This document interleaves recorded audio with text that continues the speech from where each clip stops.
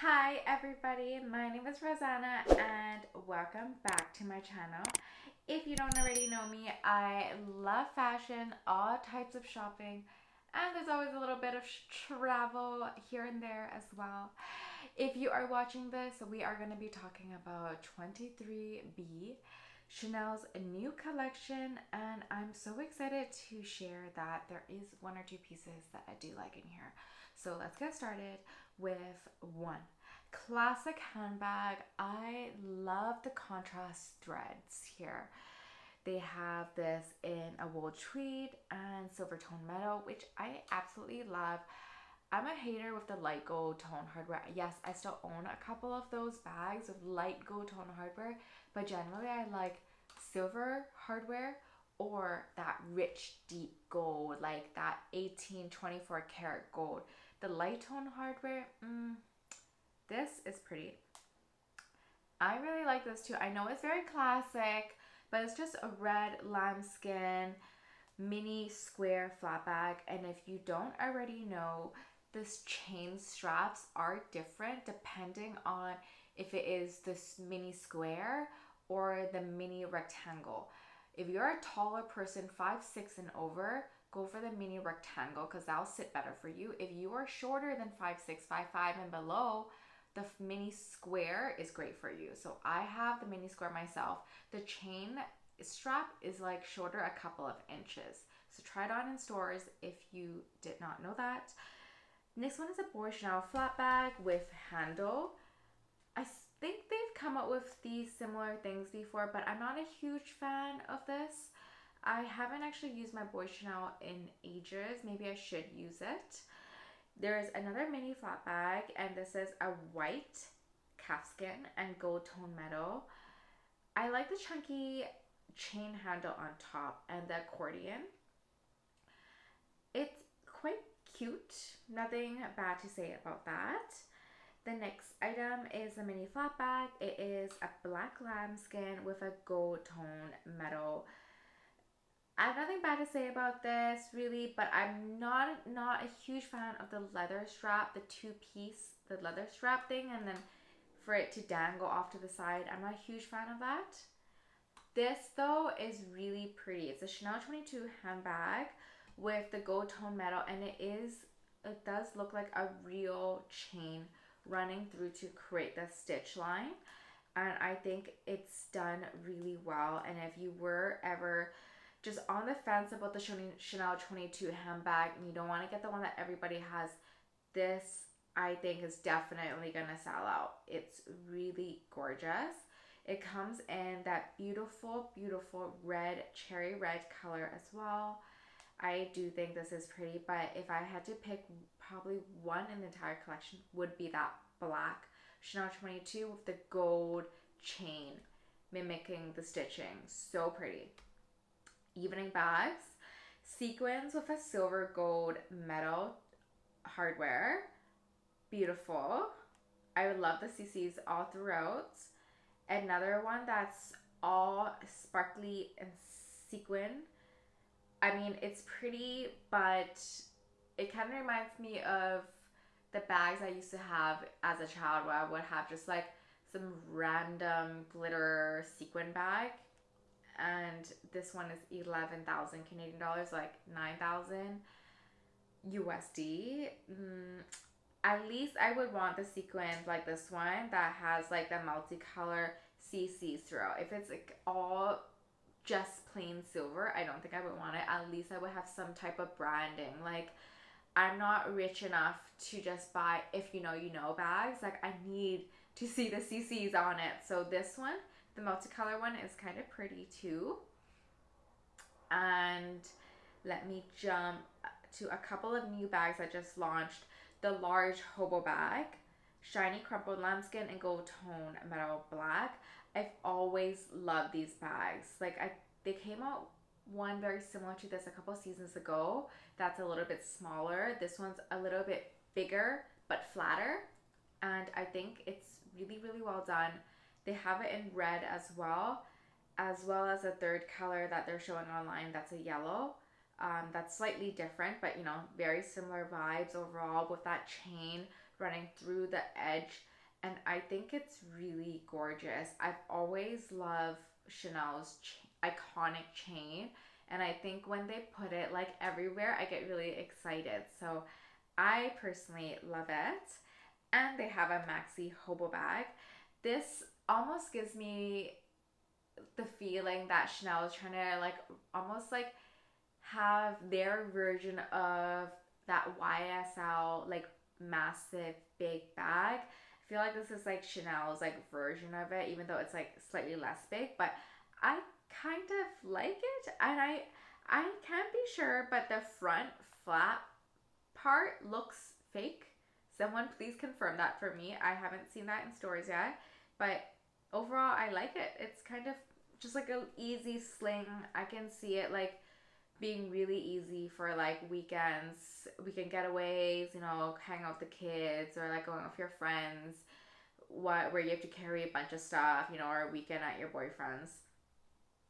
Small shopping bag. I like this. It looks super puffy and pillowy, but it's entirely calfskin, which I adore. I remember like 10 years ago, they had this kind of version, but it was like made out of nylon, and my aunt got one. Ah, I'm so jealous. Not really, but it's like fun to see. I remember when I went to my aunt's house, she would show me all the Chanel bags she's collected, and she's always purchased seasonal. Love it. Jealous of her daughter. She's gonna inherit everything. Anyways, another shopping bag. This is like a navy blue. It's alright. It's like mixed fibers. Ooh, but this is probably the best bag of the collection, the small backpack. It is really pretty. I think that the last couple seasons, Chanel's have been doing small backpacks really, really well. The last one I loved was a 23B collection where they did, is it 23B? But the last collection when they had the pink Duma backpacks, ooh, so pretty in caviar. This one gives me definitely more vintage vibes, especially with like the charms on the bottom, but done super, super well. I'm sure that will sell out, especially in the black. Let's go on for a couple of pairs of shoes here. Not too many. Again, I'm just choosing the best of the best for you. The first is the Slingbacks. And ooh, the price hits me right in the heart. These are 2,675 Canadian dollars, around 2,200 USD, but still quite a pricey item that is just for evening wear. There's Slingbacks. These are glittery tweed, look kind of fun. Meh. And then there's ballet flats. Again, they're kind of like a wool tweed that's navy. Nothing too crazy about them, just like a new update. There's a little bits of sequins throughout, so it's a little bit sparkly. These two pairs I do like, but you know, if you've been following me, I have a soft spot for denim. These are printed denim, dark blue and white flats, and they also have it in the lighter denim as well. I do really like these. I've always liked denim. Oh, I realized the toe caps are not the same as the usual. Usually it's like a leather toe cap with the CCs right in the front, but the printed denim ones are just kind of printed throughout. The next one is Mary Jane's. They look really classic, and it has the grosgrain toe cap in the front with the embroidery CC. This one just looks very classic, and I feel like even if you bought these, they would last for a very long time style-wise. And they have it in the glitter version. This one would not last for a long time style-wise, but you know, if you want something super fun. The next one in Mary Jane's, this one is more like, you know, art. It's almost art, you know, like some of the pieces here, they're art. I love the heel here, and the price reflects that. $4,400. Oh, the prices, Chanel, you kill me. But like, we can't stop looking at it, right? It's so nice. So we keep looking at it, but we also look at how the prices are going up.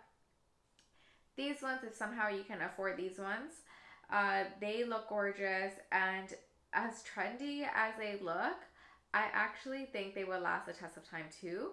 If I had to pick one shoe, I would probably pick these ones if price was no object. The next one, just classic loafers. Again, these I think will last the test of time. They're not quite my things. I don't really feel like these shoes can go with everything, and they have been really popular. And they give that little schoolgirl look. Again, you can like, but you can also wear it with like work pants, like dress pants, and it will look really trendy too. Oversized blazer, that sort of thing. And I do own a couple of these, but they're not my go-to shoes. Like I never go to these shoes. I'm like, yes, like I never do that for some reason. But these boots are definitely gonna sell out. Like even though their price point is quite high, I feel like everybody, including me, I always pay a little bit more for boots for some reason. It's like I know that boots are gonna be a little more expensive, so I like build that in the price while I'm shopping for boots. These kid skin and patent calf skin beige and black boots are 3,500 Canadian dollars, so about 2007, 2008 USD. And yes, I'm just estimating all these prices, but I'm not bad with numbers, so I just want to say that. They do have an all black, and honestly, you know what these shoes remind me of? These boots remind me of Stuart Weitzman 50-50 boots. That's what they remind me of, or like Stuart Weitzman in general. So I think you can achieve the exact same look as these if you were just to buy Stuart Weitzman, if I think about this. And I think that's why I really like them. I do own, I think they're called Highland boots from Stuart Weitzman and the 50-50s, and they fit like a glove. These ones look very similar to that, and I assume they're also going to fit very similarly. However, the Stuart Weitzman's ones are usually like $1,000 around, and they do go on sale sometimes. Even like the classic 50-50, sometimes they have like, you know, a 10% off, 20% off. But regardless, even at full price, they're not this expensive. But they are quite nicely Chanel ones. These also, they have it in like this white and black. This one is also quite cool. I can picture like influencers wearing these ones for sure. These are velvet, which are just sound expensive because of how hard it is to take care of these. Lambskin and patent calfskin, white and black. Oof.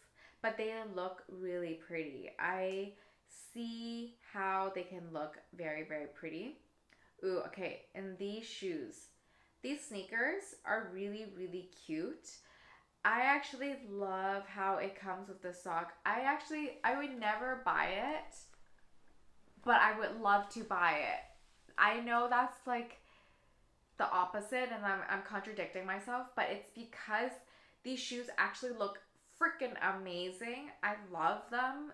And I love wearing sneakers. They're so comfortable, right? And the sock just gives it such a cozy vibe. However, I just like, you know, when you wear socks, like I feel like I'm still gonna wear socks with these sock shoes, but then I'm gonna feel like these socks to part of the sneakers are gonna get dirty faster than the sneaker, or they're gonna get worn out faster. Like they're not gonna, socks itself, that material is not gonna last as long as the shoes, right? So the socks start fraying.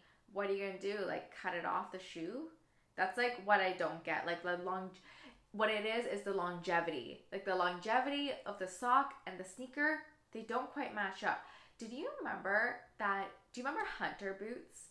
They used to have like, I don't know why, maybe they fell off like the fashion landscape, but I do remember when I was in high school, anyways, about like 15 years ago or something, or 10, whatever, Hunter boots, like those rain boots, were so popular, and they even had like built-in sock liners, which essentially was like more for fashion than anything else, because they were just like these like sock liners that you would put into that rubber boot and like flip the outside over, just like these sneakers. And I mean, that was fashion, so this kind of reminds me of it. They have plain sneakers without the tube sock going all the way up, but the top part is still like that sock material. Ooh, who else does this? Is Adidas. Like I literally have sneakers from Adidas that have this, but the Adidas sneakers were like $150, right? And this is like, I don't know, 1,300 US. So, you know, quite the difference there. But I think that is, I'm sure I'm going to probably see this at Zara sometime, but I still love those sneakers, regardless how impractical they are. If I was to pick one or two things out of this whole collection, I would still say that Chanel 22 bag with the stitching, the chain throughout, that's gorgeous. I do like the hobo bags with the chain on the bottom. I think as a seasonal bag, that's really pretty. And of course the backpacks, the vintage vibes they give. The red one, especially the red one, that like bright, true red gives me very nostalgic, like very vintage vibes. I feel like I could also possibly find this backpack in Japan as like in the resale market for Chanel. If you haven't looked at that before, Japan has just amazing secondhand like reseller vibe. There's so many stores and some of them are like very, very well curated, but there's like literally one on every corner. I haven't gone to Japan in a long time, but if you are planning a trip there, please buy something there that's luxury, secondhand. You won't regret it, I promise. I went a little off track there, but I hope you enjoyed it. What is your favorite piece for Chanel 23B? I hope you take a look or maybe just dream about it or just, go off and do your own thing now. Thank you so much for watching and see you again in my next one. Mwah. Bye.